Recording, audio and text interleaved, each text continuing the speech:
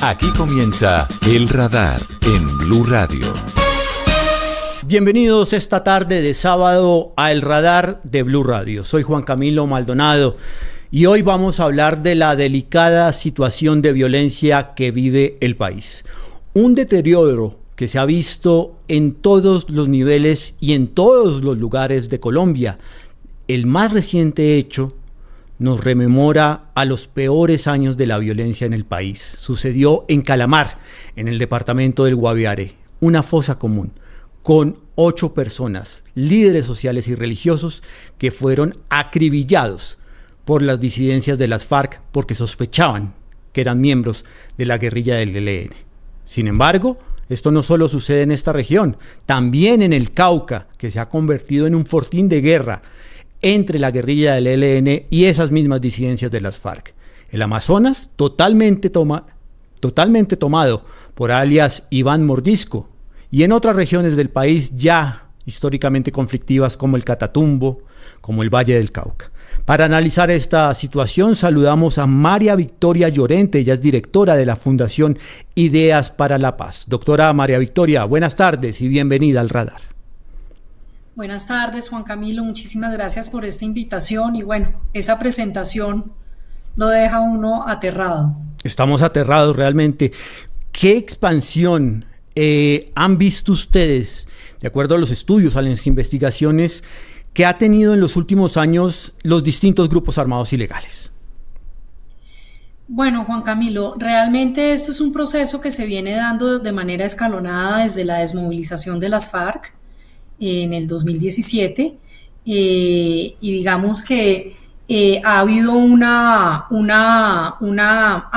pues digamos, crecimiento de los grupos, sobre todo, vamos, en un primer momento un crecimiento importante del ELN y luego viene el crecimiento exponencial de las disidencias que se da de manera muy, muy grande y particularmente en esa zona donde usted venía señalando pues este hecho atroz en el Guaviare.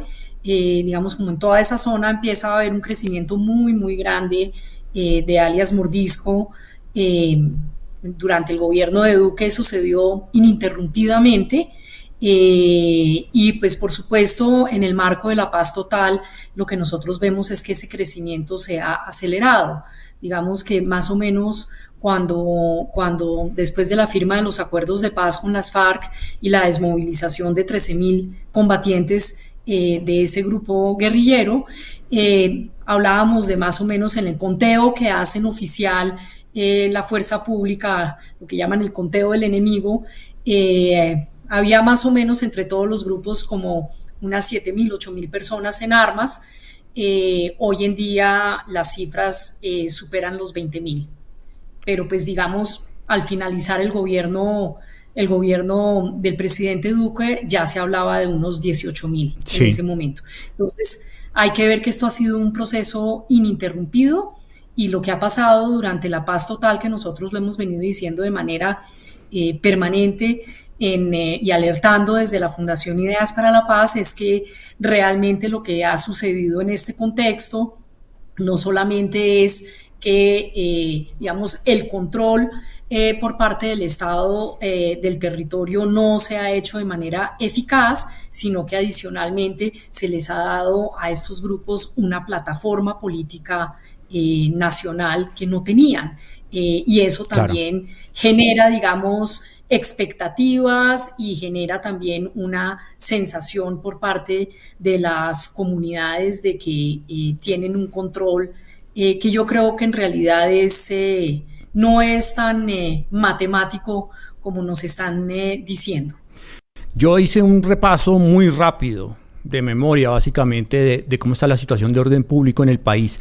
¿Qué mapeo hacen ustedes de las zonas de mayor preocupación por cuenta de esta situación de violencia, de esta expansión y de esta legitimación que han tenido los grupos armados ilegales? Pues mire, nosotros lo que encontramos, es muy difícil hacer esos mapas en términos porque a veces se habla de una cantidad de municipios, es decir, ha habido informes de la Defensoría que hablan, pues digamos, de, no sé, como llegan casi a los 800 municipios en los informes de la Defensoría, pero pues esos hay que tener claridad que son informes sobre alertas tempranas. Una cosa es una alerta temprana en donde se está haciendo, como su nombre lo indica, una alerta temprana sobre posibilidades de incursiones de estos grupos y de afectaciones a las comunidades. Otra cosa muy distinta es donde tienen control específico del territorio. Nosotros lo que hemos visto es que, por un lado, se han aumentado de una manera muy considerable las zonas en disputa, y sobre todo durante este gobierno recibimos más o menos un mapa donde había por lo menos unos 6, 7 núcleos de disputa a finales del gobierno Duque. Hoy en día eso se ha duplicado, estamos hablando de 14, incluida el Guaviare, que era una zona que era considerada una zona de control por parte de alias Mordisco, pero pues en virtud de la fisura, de la fractura que se generó en el Estado Mayor Central en el marco de la paz total, pues encontramos que ahí ya el señor alias Calarcá, que supuestamente está negociando con el gobierno, está, digamos, en un proceso de disputa con su antes aliado en esa zona del país.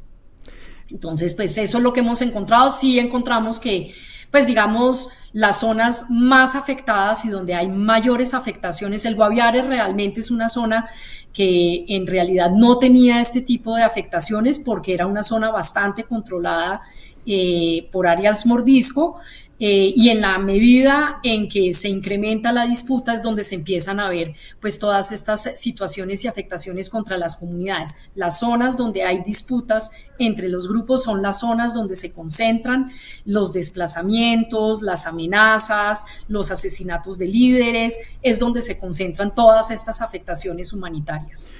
Contrario a lo que veíamos en otros gobiernos que de pronto suspendían estos acercamientos de paz o estas concentraciones de paz y reforzaban su política de desarrollo de operaciones militares, lo que vemos de parte del gobierno Petro es que sigue tendiendo la mano con su idea de paz total. Ustedes recientemente expusieron una serie de preocupaciones con lo que va a pasar con esa zona de ubicación temporal del Frente 33 de las FARC en uno de los sitios que históricamente ha sido el triángulo de violencia en el país, como lo es Norte de Santander y la región del Catatumbo. ¿Qué preocupaciones son las que ustedes exponen? Pues mire, lo primero es decir que no hay claridad sobre cómo se va.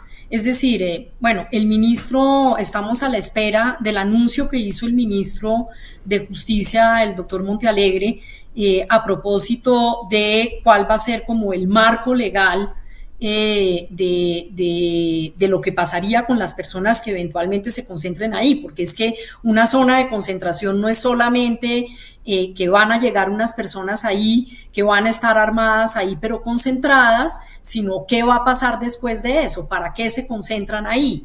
La concentración, en general, digamos, con el proceso de paz con las FARC, pues evidentemente hubo las zonas, las zonas veredales, se crearon las zonas veredales a donde se concentraron los excombatientes, pero pues eran unas zonas que tenían un propósito específico dentro de unos acuerdos de paz que eran claros, donde era claro que ellos iban a dejar las armas, donde era claro cuáles eran los siguientes pasos. Entonces, para nosotros realmente la gran inquietud pues son como dos inquietudes. Una, por un lado, es pues las dificultades que hay de control por parte del Estado de esa zona. Sigue pues desde el Ministerio de Defensa y el ministro, si no estoy mal, pues ha estado anunciando que ya tienen controlado el 70% del territorio. Yo quisiera que nos detallaran un poquito más qué quiere decir que tienen controlado el 70% del territorio. Eso nosotros pues yo no quiero de ninguna manera contradecir lo que está diciendo el ministro, simplemente le solicito que nos aclare qué es lo que ellos entienden como el 70% de control del territorio, porque pues en realidad lo que uno ve es que hay otras formas de control que no son solamente las armadas, sino que también pues digamos ahí hay organizaciones sociales, hay comunidades que han sido históricamente trabajadas por parte del ELN, no quiero decir que hagan parte del ELN integral, pero que tienen, digamos, algunas conexiones en el ELN en esa zona, sí. Y al igual que con el Frente 33. Entonces eso no es claro. Yo simplemente quisiera, Juan Camilo, hacer una claridad. Adelante, claro. Ya hemos hecho procesos de paz en medio del conflicto. El proceso de paz con las FARC, recordemos que fue un proceso de paz que se hizo en medio del conflicto. En medio de arrancando el proceso de paz, recordemos que se dio de baja al máximo líder de las FARC en su momento, Alfonso Cano, alias Alfonso Cano, y digamos, se hicieron unas operaciones militares muy importantes, y eso era parte del acuerdo, que se iba a negociar en medio del conflicto y que el momento del cese al fuego iba a ser el momento ya donde todo estaba acordado. Eso es un aprendizaje, eso no es un embeleco del gobierno y de los negociadores del gobierno del presidente Santos, sino en realidad era un aprendizaje que ya habíamos tenido en Colombia en procesos anteriores como el del Caguán y el histórico proceso que inició el presidente Belisario Betancur en los años 80. Es María Victoria Llorente, directora de la Fundación Ideas para la Paz, esta tarde de sábado en el Radar. Doctora María Victoria, ha sido usted muy gentil por su tiempo. Muchísimas gracias, Juan Camilo, por este espacio. El Radar en Blue Radio.